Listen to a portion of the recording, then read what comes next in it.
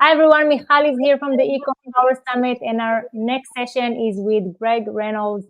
He is the founder and CEO of Zone Support, and he have a really good topic today talking about managing Walmart customers. So, hi Greg, thank you so much for joining us.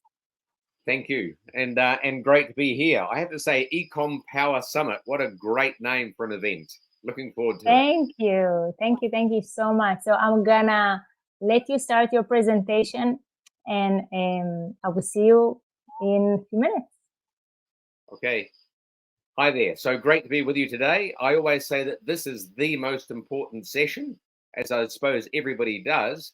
But my topic today very much is talking about managing customers on Walmart. And from our point of view, this is our positioning. Customer service is all about managing your existing customers, i.e., managing your existing sales while you go chase new ones. So if you don't have your customer service robust, well set up, and have spent some time and focus on making sure you make the very best of it, all you're doing is chasing a shiny object, i.e., new customers, spending all your money on marketing, on influencers, and everything else. Meanwhile, half your sales are leaking out the back door. So customer service is there to manage your existing customers. So this is very much a DIY session. I'm going to talk about Walmart in particular, of course, but a lot of the pathways I'm going to talk to you about work on any platform: Amazon, Walmart, obviously, Shopify, Etsy, etc. Even if you have your own site. So stay tuned, because although a lot of it is about Walmart, a big chunk of it is about customer service and setup in general. So this section on Walmart Seller Center is to leverage the customer framework that's inside your account. So I'm sure you're very familiar with this when you log in. If you're already on Walmart, this is the Walmart Seller Center account. And if you go into the middle there into settings, you're going to look in the drop down. You're going to go right down to the very, very bottom under administrator options, and you're going to look for user management. When you click on user management, this will open. Third across is message templates. Now, this is where you're going to drop in your SOPs, which I'm going to talk to you about in a little bit. So this is to make it easy when you're doing your managing your customers on Walmart, that you can use a drop-down box.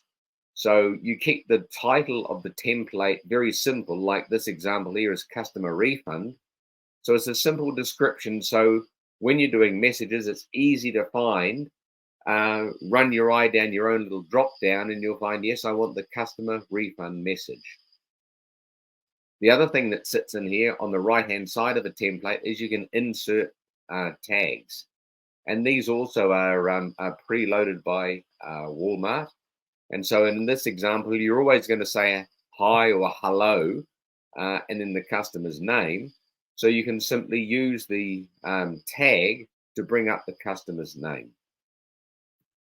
So that, for the main part, is actually what sits within Walmart, and where you're going to load all this information and these processes to make it easy for you to manage. Really what matters is the preparation that actually goes in behind this. Okay, as we always say, don't wing it. The devil is very much in the detail. So customer care is your vehicle. We're talking about your standard operating procedures, your SOPs. Now, don't get brain fade. It's simply, when this happens, do that. When I want to brush my teeth, I grab the toothpaste. Our whole lives live by these SOPs. It's just what you do when you want to do something. So with that in mind, think of every possible scenario that can go right or wrong with your product, and decide on your plan of action in advance. Now, this is key. Otherwise, you're going to have your product up and running. Somebody's going to come in and they've got a problem with the product or some issue, and then you're free flowing, making it up as you go. And it's never as good as it could be if you'd actually done the planning in advance. So to seed some ideas for you, here's a start. It didn't arrive. Wrong product. It's a used product. Okay, it's damaged. Are we going to refund? It's damaged. Are we going to push them back to Walmart to replace? Is there a quality issue? Are you out of stock? Did the coupon or the promo not work? Is there a label issue, i.e. you already know that there's a mislabeling in Walmart and you're trying to manage that, but of course your sales are going out and your inventory is going out. Somebody's come through about a refund. Are you going to refund or replace? And if you are, what are you going to say to confirm the refund? What are you going to say to confirm the replacement? And then thank you is the most powerful word on the planet. Very much Amazon, by the way, is a low star seller feedback or low star reviews. Over time, when I look in my crystal ball, Walmart will be bringing out this sort of thing as well. I find it really curious. Amazon have you must reply to a customer within 12 hours, 24. Walmart say within 48. I mean, would you leave a customer waiting for 48 hours to even reply to them? So I kind of find it curious that they've taken a lot of Amazon systems and then put more flex in there. But that's the flex, I don't believe anyway, that you want. So what you want to do is you want to structure your communication with your customers. You want a very personal opening comment. You know, if I'm writing in and I get a reply as a customer, I'm suspicious immediately. Are you a bot? So if I reply back and says, sorry, you've got a problem with your product, I'm like, my product? No, it was my remote. So are you really talking to me or are you a bot? Now your SOP, when this happens, do that. This is something which is set in stone. You've worked out exactly this is the offer of what you're going to do. So it's the meat in the sandwich, if you will. You're actually wrapping it up in something nice. So you've got a personal opening comment. You've got the SOP, which is your meat in the sandwich. And then you've got a reassuring close that, you know, you're reassuring them that you're actually going to do what you say. So as for a personal opening comment, something like this, you know, thanks for checking in with me. I'm really sorry to hear your garlic press arrived damaged. Okay. Or I'm really sorry to hear that this was right or this was wrong or whatever. Sorry, that this was wrong if it's a wrong issue.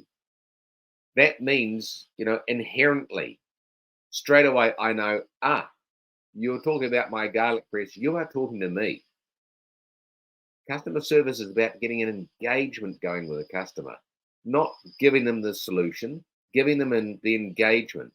And it drives me mad when I get these templates from people who give me all of this information, which is all dressing. And I'm like, you know, you're offshore. You're not talking to me. You know, you're trying to make out this is personal. This is all one big mass template. I really encourage you, make a typo, get very personal and make sure you relate exactly to what they've said in that opening comment so they know, okay, this is to me.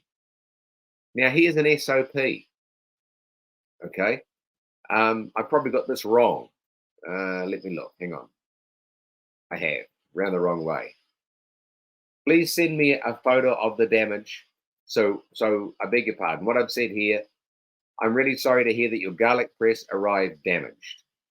Then I'm saying, please send me a photo of the damage and your full name and delivery address details. Walmart only shows us your first name and zip, which is why I ask. Then another little paragraph. Okay. I can then sort the paperwork with Walmart and send you a free replacement right away. There's no need to bother with the hassle of a return. So this is your SOP. It's actually broken into 2 small paragraphs, plenty of white space, simple sentences. Now, we all know that we don't want replacements because, number one, it's going to spike our returns metric, which we don't want. Number 2, most of the time, then it comes back, what are we going to do with it? We don't know. And there's a cost to either remove it or there's a cost to dispose of it.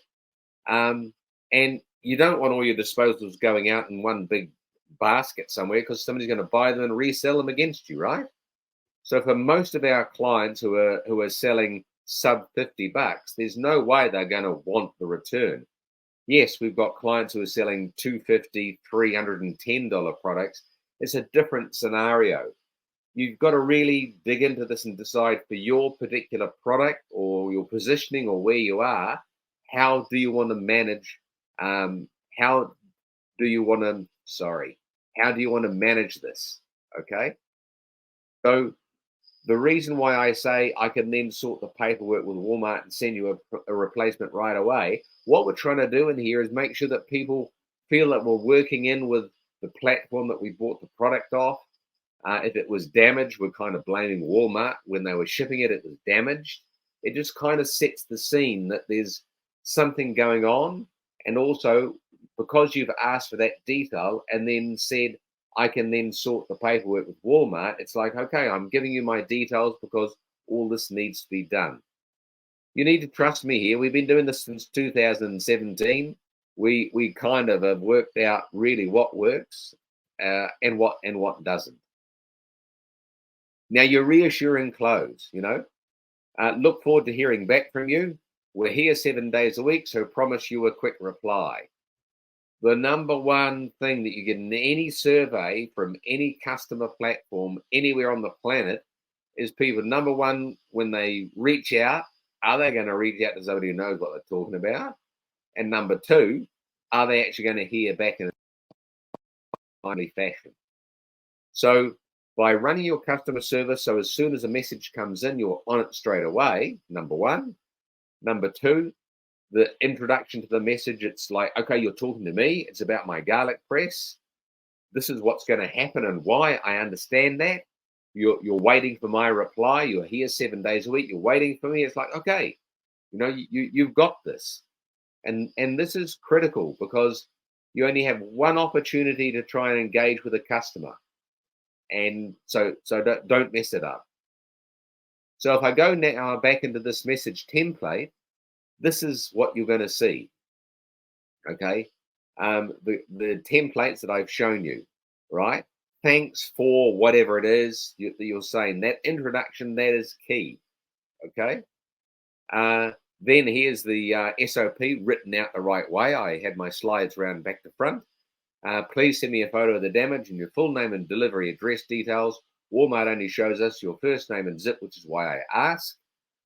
And then, of course, I've left out the other little soft bit of the paragraph. And then look forward to hearing back from you.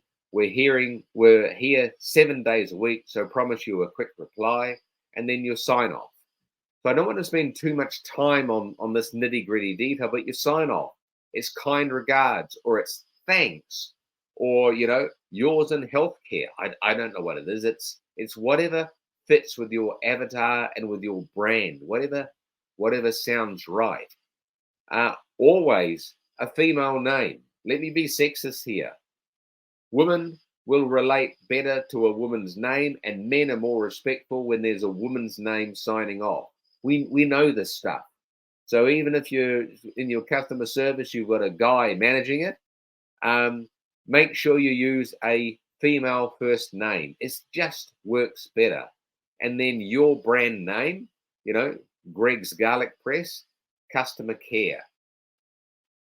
So overall, straight away, as soon as this pops on somebody's screen, it's personal, it's to me. This is what's going to happen. This is what I've got to do. They're waiting to hear back from me. And it was Jane in customer service. And so when I'm replying back, I'm, hi, Jane. Right? Thank you for that. Okay? So coming back to this, these are just, 14, of 20 odd base templates, SOPs that we have for various scenarios. So take this list. As I said, this is very much a DIY session.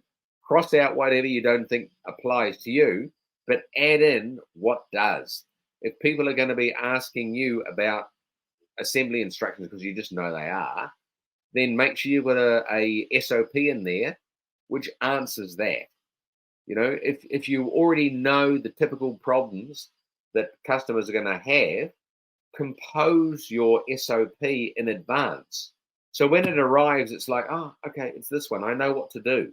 It's so simple to do rather than you making it up as you go, because that's where you make a mistake, or then you've done it and then the next time around you think, I could have said that better. So in this regard, if you have a SOP and you're like, this could actually be more, I could tweak this or change this, change it. But for heaven's sake, go back into the Walmart framework and change the template that you've saved so it's updated. So you're always getting the best kind of message or interaction that you can with your customers. Remember, customer service is here to manage your existing sales. So you screw this up, you're going to lose the sale, guaranteed. You get it right, you're probably going to save the sale. So there's a fair bit riding on this, because if you spend as much time and focus setting up your customer service as you did with the angst on your keywords and your marketing and everything else, maybe your business would be in a bit of a stronger position. So here's what I want to take a little bit of a fork, and I'll kill you all if I find out that you've left this presentation because you think you now know everything about managing customers on Walmart. Because this is a key part of what managing your customers on Walmart is about. Your brand website is arguably as important as your listing. So on your brand website, you want to say have your listing images as your brand website images. And if you think your images on your brand website are better, then maybe they should be on your listing, because your listing is really like your brand, isn't it? Also, what this means is familiarity. Am I in the right place? Because the prime objective of having a brand website up there is for post-purchase inquiries. So, you know about your SEO, it's your keywords. You know why you need a brand website, but the reason for the brand website is so people can find you if they need you. So clear structure is everything. Navigation, okay, is critical here. If I come onto your brand website, I've got to know in a nanosecond where to go. So this is where it becomes a conflict between marketing and ops. Marketing want this whiz-bang website with all the bells and whistles and videos and everything else going off. Ops want something that if somebody lands, you're in the right place, and this is where to talk to us. Excuse me. E-commerce customers aren't completely stupid. If they're not sure about your product, they're going to go to Google. Your customers, I don't know, they might be office workers. They might be spending all their time behind a computer, right? If they're looking at something, people say they're going to go and check on Walmart, or Amazon's got most of the website inquiries or the search inquiries and everything else. I'm not interested in that nonsense. Yes, a portion do, but a great many people are just going to jump on Google. So this is why you need to be there. Maybe, I don't know, this gal might be a single kind of bed, maybe a university student somewhere, maybe studying, I don't know, maybe she's your customer. Maybe this a young man's your customer. Well, his parents or caregiver probably are managing the communication, but this is the person that you're trying to help. So just make sure you bring your avatar in mind and you really tune in, okay, when you're writing your SOPs in the language even of your avatar, to make sure you just get that inherent, read between the lines, that inherent connection going. So I say that your brand website should be called your self-help website. If you've got a product that needs assembly or turning on or turning off, if you're in apparel, we see them, people write in and they ask, not a dumb question, it's, do you think this will go with that? I'm like, I don't know. I mean, all my team are female, okay, all Americanos. So they can talk about that sort of thing. They know I'm a guy. I don't know, the blue shirt I think matches my blue shorts at the moment. But what you need to do is make sure on your brand website that you, for heaven's sake, have FAQs up there. Everybody's got questions. So have an FAQ. So if somebody's coming onto your website and looking for help and they see FAQs, they're going to go there. Make sure all your questions and answers are set out there really nicely. If you're just launching your product, you already know the zillion questions that you could be asked, because you've gone and looked at your competitors, haven't you? You've gone and looked at their listings. You've gone and looked at their reviews. Okay? So, you know, all the information is there. You just grab it all and then write it out really nicely in the language of your avatar so it's sitting there ready and waiting. If you have a landing page somewhere, it's got to be direct to the source. So a customer's got to feel that they've landed in their help or their particular section. So if it's a warranty form, I'm not interested in marketing wanting to deliver me to the home page so I can see all the other products and get a feel for you and everything else. I click the form for a warranty form, deliver me the warranty form right away. Okay, let's get serious here. Let's respect customers' time and make sure that we have everything relating to this post-purchase sale ready and easy, because people are time poor. Oh, it's a warranty form, or I've got a question and I find you, bam. I need to go straight there. I need to have it very easy to be able to search. I'd have a search bar at the top of my FAQs and say, you know, search, you know, so people just write in, okay? Turn on, turn off, whatever it is. So as I said, the contact us must be so super easy to find as well. So you've got your FAQs. I would be having your contact us button also for FAQs. Don't make me go navigate to another part on the site. These days, I'd also have my QR and my email if I was going to offer that in a little box on my FAQs, as I would on a separate contact us. Because a lot of people, if you're Googling, they're not going to go to FAQs because they're just not going to. They just want to ask you something. So there needs to be a contact us up the top. I'm teaching you how to suck eggs here, people, because so many brands that come to us, we find just have not got everything aligned to best serve their customer to support their existing sales. I never would have thanked you for a QR code before COVID. I just had no time for them at all. Since COVID, I've learned the strength and power of QR codes, but I still cannot abide going into a restaurant and they show me a QR code and they expect me to look at their menu on a phone. I'm like, COVID is beyond us. Yes, I've got a bit of a cold at the moment, by the way. COVID is beyond us. Give me back my damn menu.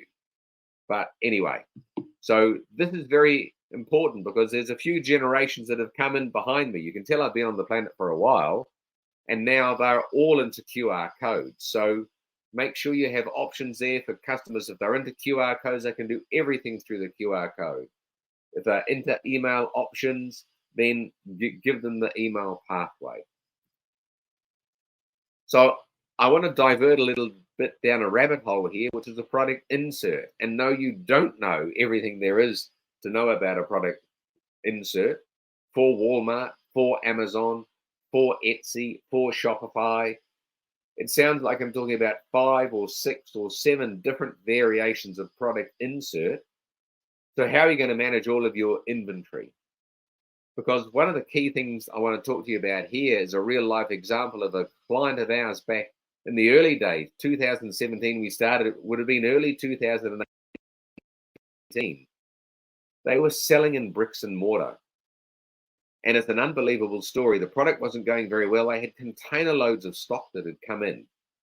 And their network of retailers just wasn't really performing. It just wasn't working particularly well. Somebody from Amazon, even back then, they were targeting products and saying, hey, you should sell on e-commerce.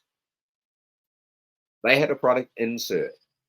They had nothing in there which was against Amazon terms of service back in that day, which was pretty good. Okay, there was nothing in there about, wanting reviews and doing this and doing that. It was purely a support. Thank you for buying my product. Here's a little bit of nuance about it. And, if you need any help, this is how to get hold of me. Literally within, a week, they had set up their Amazon account and they had container loads of product going straight into Amazon because there was nothing in there that was against Amazon terms of service, or Amazon's concern was there was something in there that was promoting another platform, for example. Believe me, Walmart are the same. They started off, remember, you could fulfill from anywhere, then they tightened it up. So the product insert I want to talk to you about is agnostic. You can put it anywhere. It'll work everywhere. It'll get the engagement going with the customer. And you simply make 20,000 products if you want to with one product insert, and it'll service wherever they go. Okay. The customer opens your product and finds a problem. Is there an easy way to contact you? Okay. Many sellers don't respond. Where?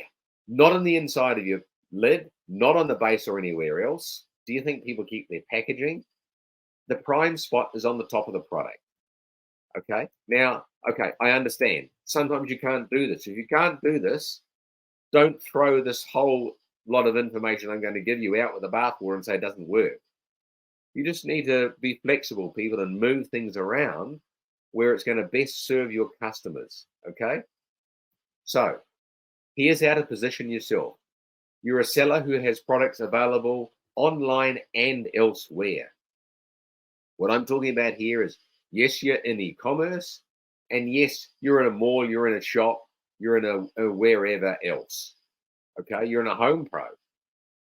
Okay, think of yourself, no matter where you're selling, as you're selling to the entire universe of buyers. Okay, and so your product insert's got to be appealing, a quality level of cardstock. When I pull it out, I've got to feel that, okay, it's not a flimsy piece of paper that's been bent over a million times. I can see that. Go easy on the graphics. This is not marketing. This is getting an engagement going with customers. I don't want a sad sack story, mum and pop with 12 kids. Yes, I started selling in 14 and 15. It worked then. You went for the sympathy vote. Now, I'm not going to give you the time of day. If I've got a problem with a product, you're the seller. I'm looking for you to fix it. So have an engagement philosophy. You're there to say thank you, okay? Your opening line, thanks for trusting us with your purchase. We really appreciate you buying from us. Thank you, thanks is the most powerful words on the planet. So acknowledge people and just keep it neutral.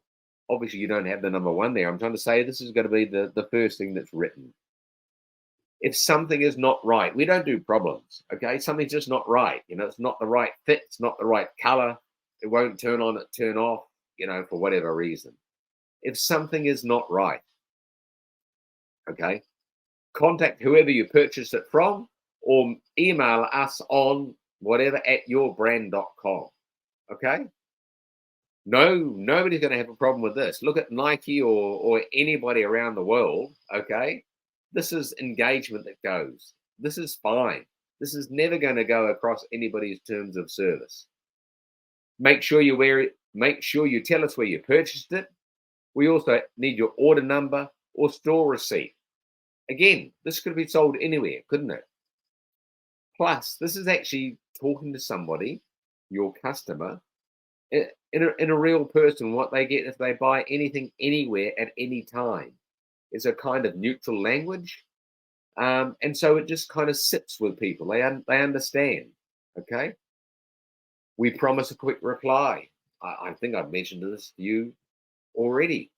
If there's one thing that customers are nervous about or stops them from going through a customer service channel is, are they going to get a timely, are they going to get a reply, and are they going to get fast?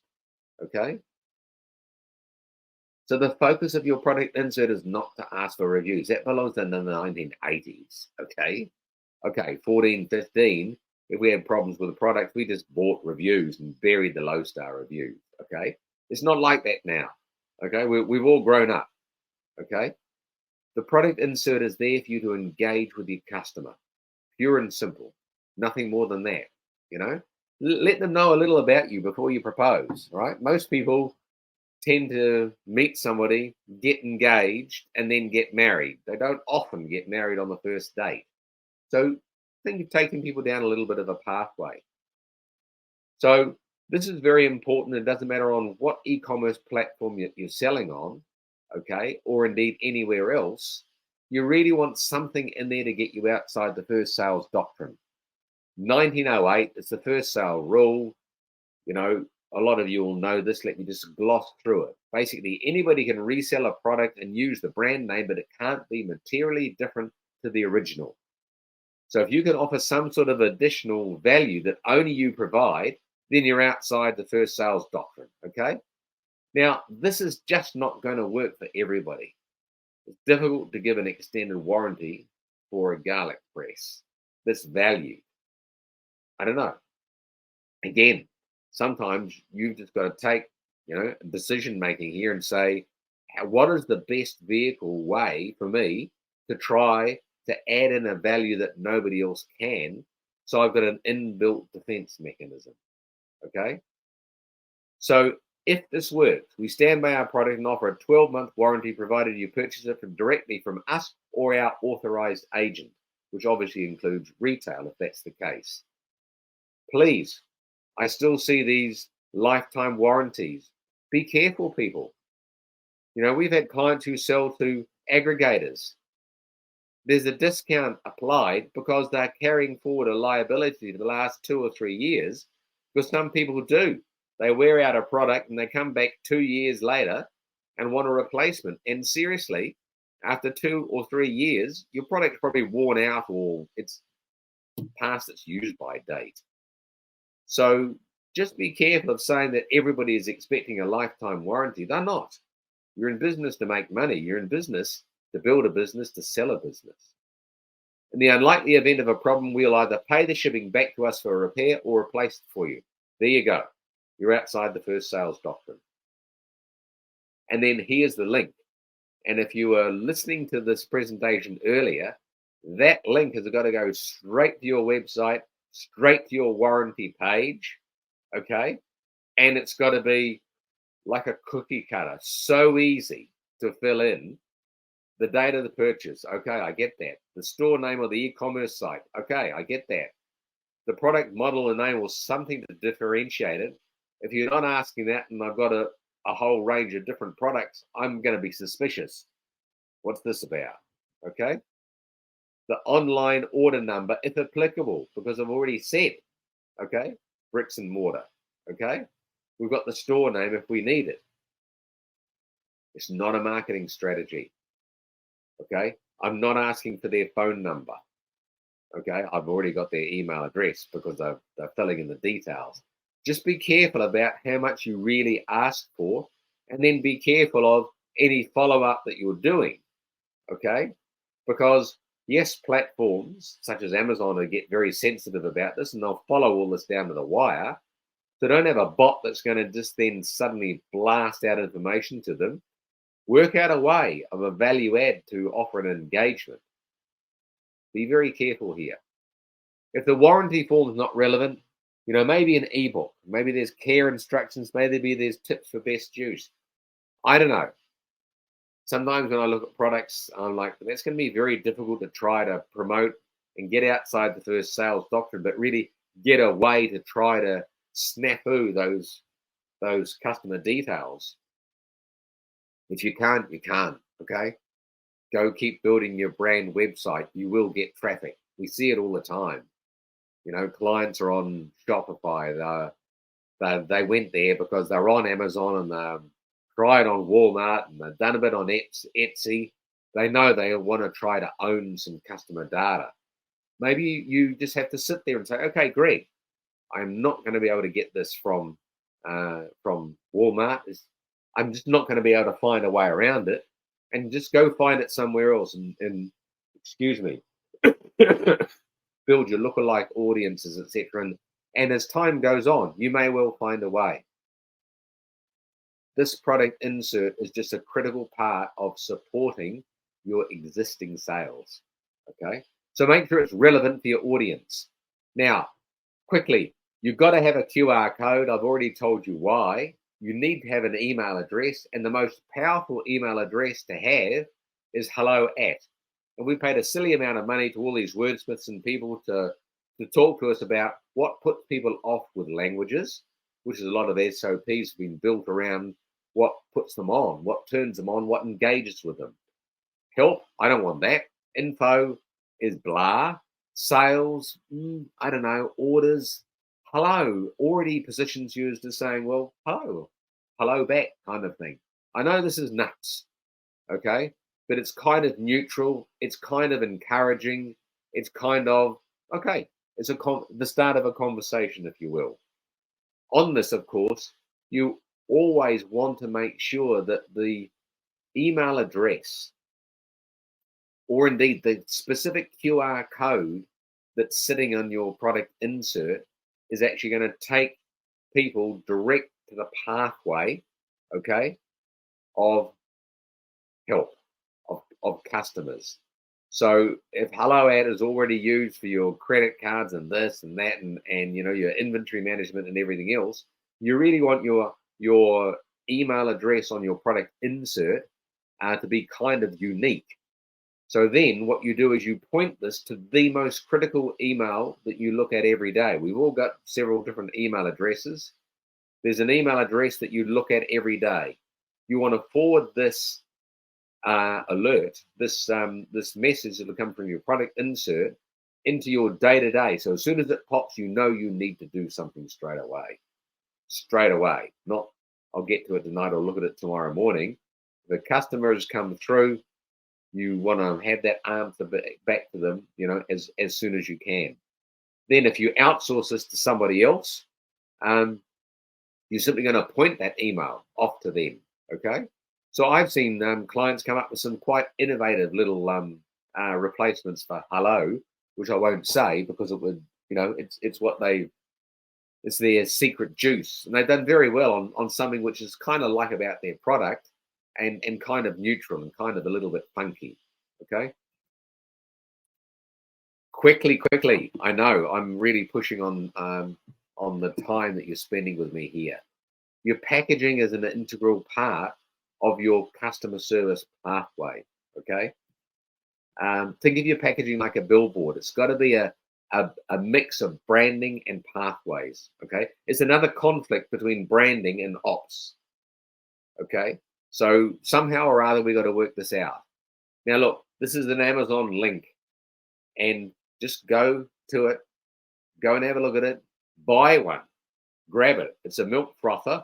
I travel an insane amount. I've always got my little travel frother with me because I kind of like making my own lattes, okay?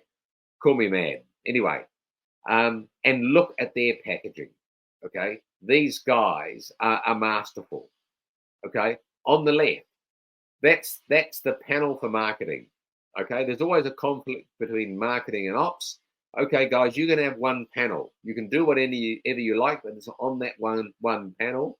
And there it is. It's a picture of the image, and it says what it is. Okay, the next panel over. Okay, you've got me. There's the QR code. It's a lifetime warranty. I don't agree with that, but doesn't matter. Okay, and then, okay, it says there's just a few steps away of actually how to do it. Okay, and then it tells you, okay, or go to a link. So, all right. There's my customer pathway. Fantastic. Next panel. Here's the usage instructions. Okay. How to do it. And look, this is not a big box. Okay. But there's a whole lot of detail there. How to clean it. The battery installation. I was going to bring it and show it to you.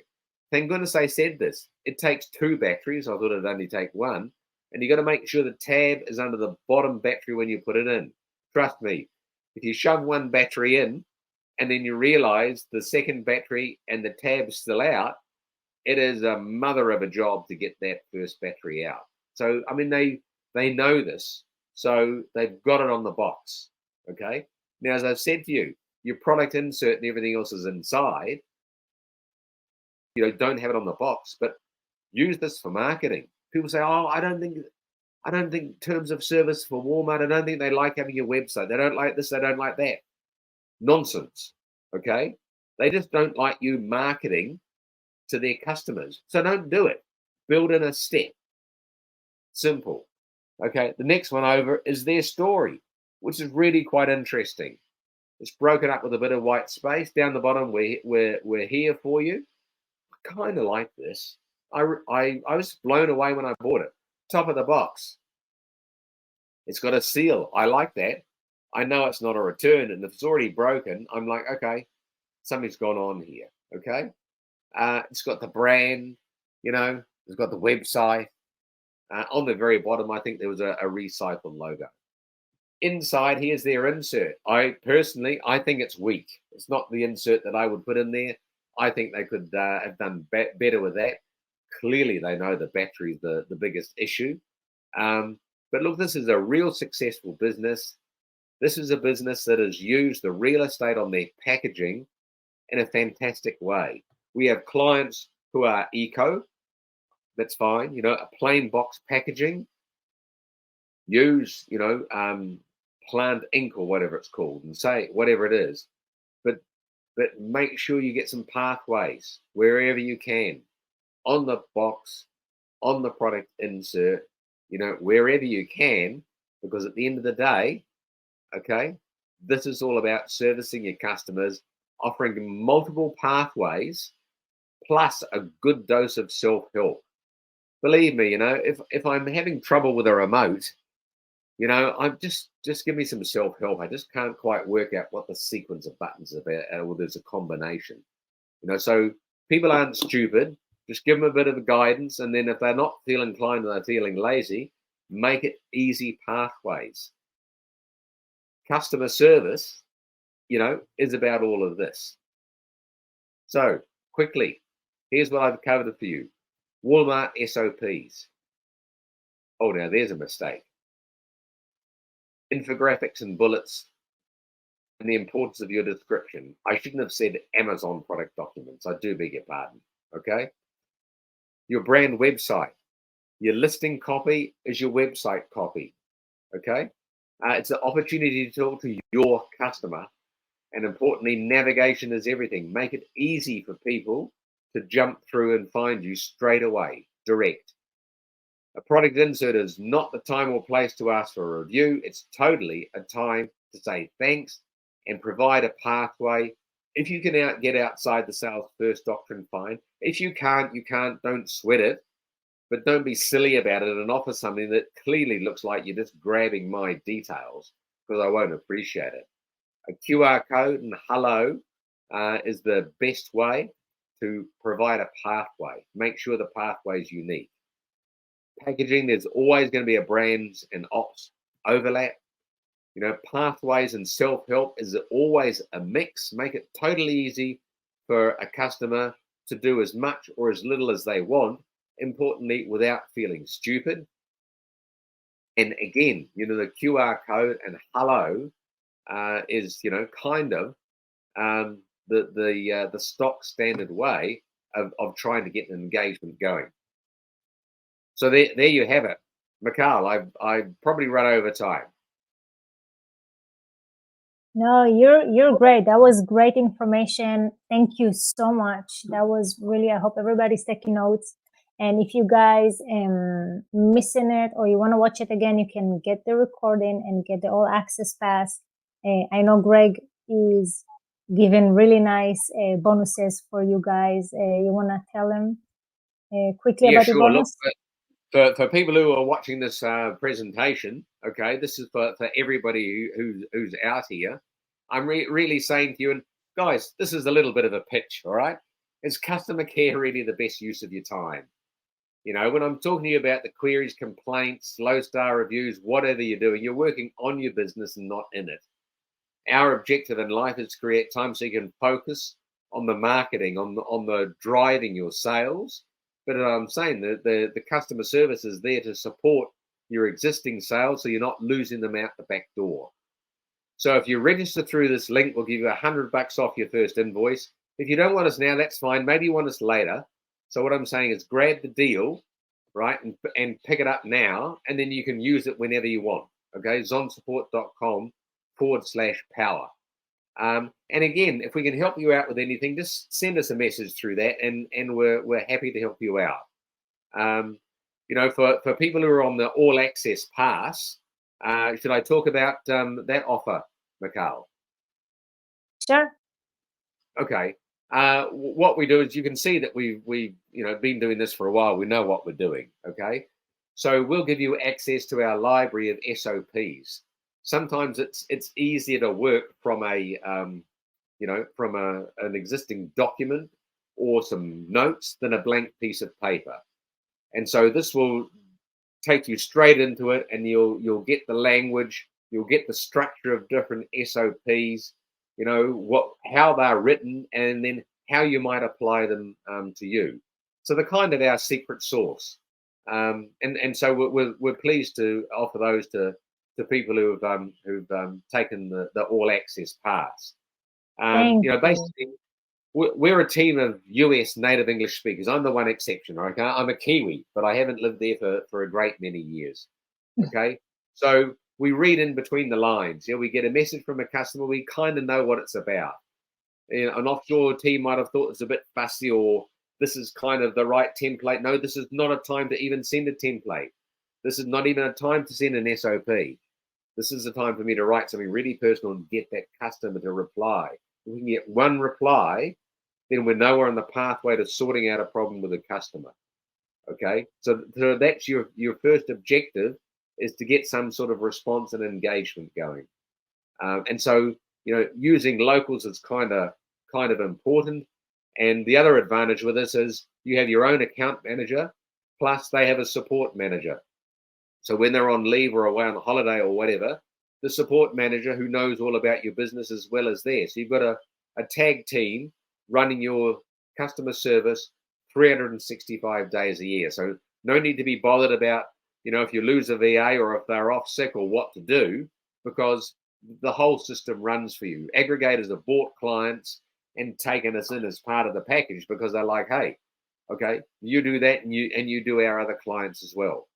So our rates start at $5 a day. You should have a conversation with us regardless. All right. Thank you, Greg. Thank you so much. And we will see you guys in the next session. Okay. Thanks very much. Bye.